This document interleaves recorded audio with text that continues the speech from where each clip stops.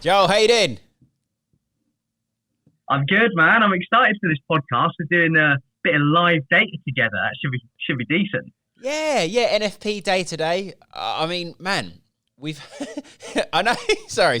I know you say it all the time, dude. But yesterday evening, when I was just sort of sitting down on my laptop at home, I just sort of looked at the bottom right and just hovered over, where you hover over the time, and saw the day, and I just thought, wait, it's Thursday evening. Tomorrow's Friday. It's insane, dude. I know. I think just when you're in the markets, I think we age quicker, and two, time flies. My God, yeah. You see these guys, these guys you always see on TV, and they're like in their 40s, yet they look like they're in their 60s. It's like, Jesus, that's where we're heading, mate. I know, literally. So, I can't complain, I guess. There's always a lot sort of going on. I mean, this week, I think... Man, before I get into this week, how have you been anyway? What's the crack? Everything all right? Back into the gym now? Yeah, man, I've been good. Oh, back into the gym, man. So happy about it. Literally, I missed all those exercise machines. That's the thing I missed the most, I think. Yeah. Because I can't run, bro. I've got shin splints, so I can't run outside. Oh, right. What? I know. Just forever on end, you can't run? Like, I mean, just in general, you can't run? Or just right now? Because... I think it's because I'm too heavy. Right. Yeah. Too heavy for my own body. But yeah. Fair enough. Yeah. Yeah. How you been this week though? Yeah. All good, mate. All good. Just as I say, it's just everything's been blessed. Just been cracking on and just working towards a big end to the year and into Q1, and then come Q1, maybe start hopefully things being normal and get out and about and see the world a little bit more. Yeah. So fingers crossed. Yeah, I'm sure we will. So talking on that front, dude. So I'll put something up on Instagram early in the week, right, of our conversation last week that we had, and I don't know if you saw it, but I was just like, obviously, just recap to our podcast, Joe and I, and I was saying, dude. So let me try and do it for word, dude. Honestly, I wouldn't be surprised. Imagine if, for example, they start saying you cannot come into this bar, into this restaurant unless you've had the vaccine. You seen it now? Yeah. You seen it going around? Yeah, I know. You're on it. Mate, it's nuts. It's crazy. I know. It's nuts, man. It's nuts. It's like... I get why, because they want everyone to have the vaccine so we can have herd immunity. Like, it makes sense. It would stop the pandemic. For sure. But, for sure. Yeah, it's still nuts, though. It's just crazy, just the times that we're in. Like, obviously, as you say, it's drastic measures obviously have to be done for the sake of everyone, for all of us, all our benefit, and for the economy. And it's just like, it's on the border. It's on the border of almost going down the route of, dictatorship. It's just doing things to try and... It's like, they know you want to do this, right? They can't say, you must take the vaccine, but they know fit ways around it by, i.e., obviously, what they're going to look to do. It's crazy, but I guess it's got to be done. I know. The thing that scares me is, to be honest, I get it. Like, everybody needs to really have this coronavirus vaccine. But, like, what if they start doing this kind of tactic for other things? Good point. Do you know what I mean? Like, potentially, I'm not necessarily talking about vaccines, but what if they just start, like, clamping down on our lives and our freedoms in other aspects, and we've just kind of let all our freedoms go this year because we're scared of the virus? But then, I don't know, I'm just not sure we're going to get back to being as free as we were before this. Because even social media, they're doing more censorship now. Yeah, it's so true. Dude, yeah. You know what? When you said that, you actually gave me shivers down my spine because it made the hair stand up. It's like, it's a very, very good point.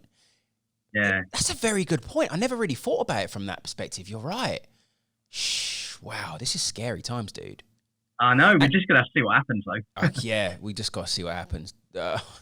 Weird. So weird. Like Anyway, on the aspect of the markets, on that front, markets have been very much buoyant, right? With risk appetite, stocks still rising, risk your FX, dollar been absolutely raped to beating to death. 2.5 year lows. Literally.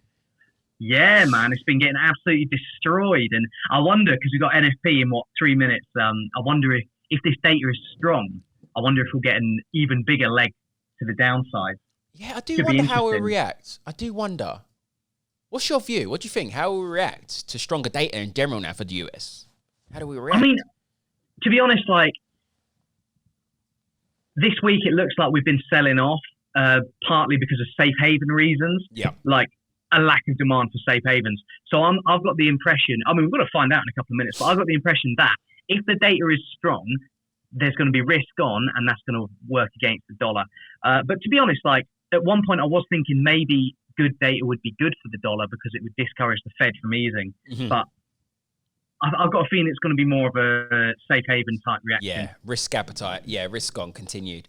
Yeah, agreed with you, dude. So it's growing expectation, as you say, just picking up on that point, it's growing expectation that the FOMC are going to look to do something in terms of QE this month, in the next couple of weeks when they meet. Right, just because we haven't had anything, although fiscal stimulus talks are sort of back on again. I guess where we haven't had anything yet, the FOMC kind of need to sort of stump up and provide some, stimulus to the economy, right? Yeah, they need to do something, definitely. I mean, I think what it's going to end up looking like is it's not going to be more QE right now. Yeah. Like they'll maintain their rate of purchases every month, but they'll probably provide some guidance. We're going to continue these purchases for a year. Or perhaps they might, instead of just buying all of the short end bonds, they might expand that onto the longer dated bonds as well, or something like that.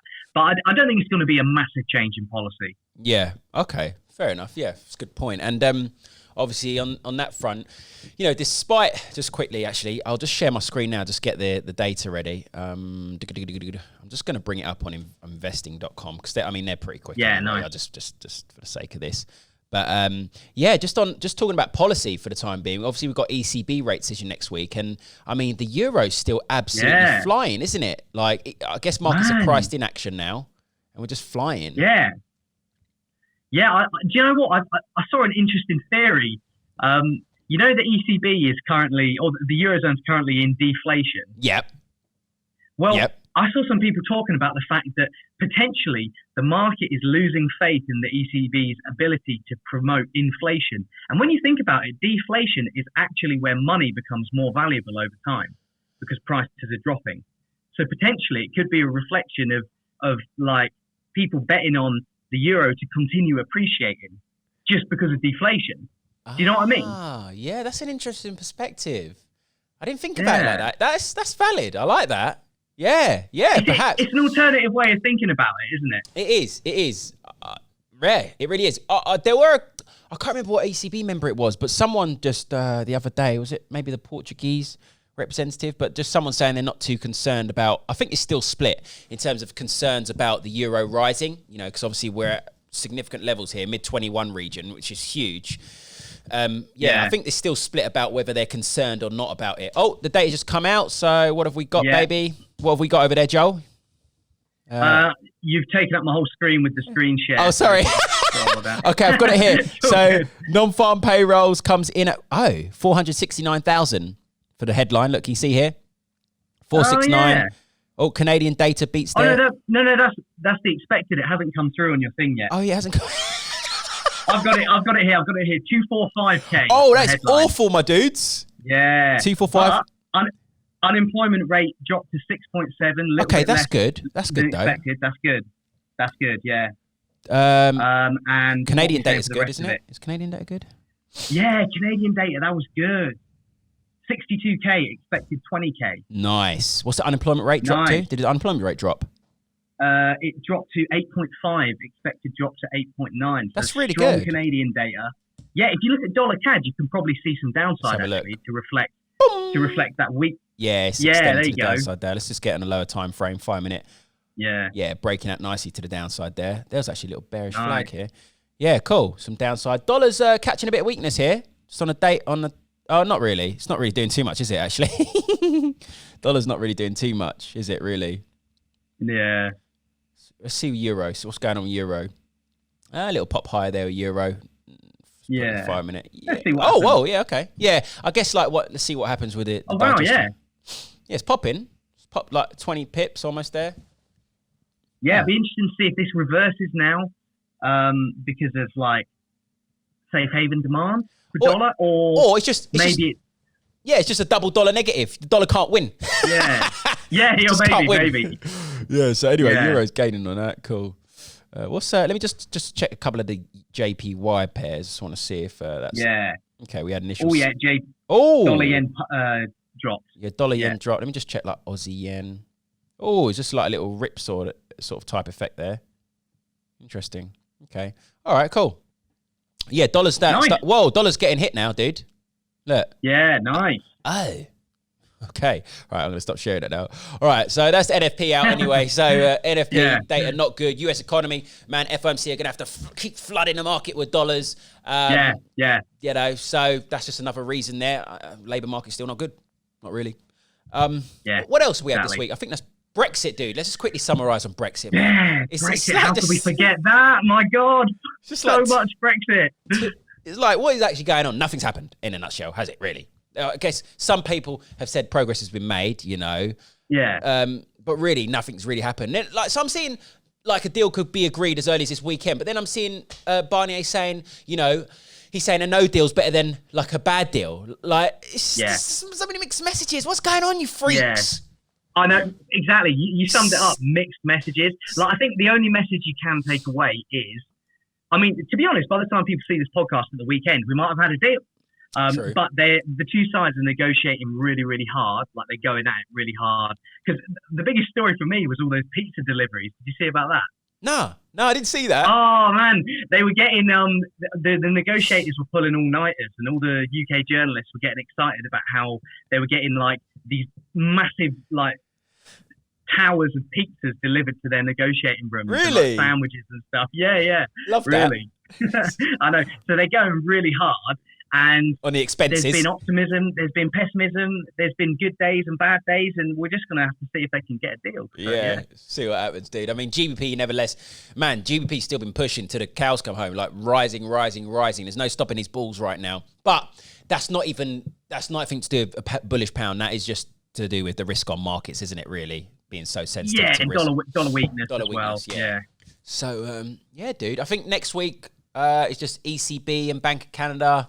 I don't think they'll be too sexy. If anything, Euro's just going to, any dip that we see on a dovish statement or whatever is going to be bought anyway. Just in my view. I guess that's pretty much it, my dudes. I agree. Should be good. Yeah. All right. Bless, bro. Well, nice one, dude. Nice one. And have a good weekend. Let's get it. You too.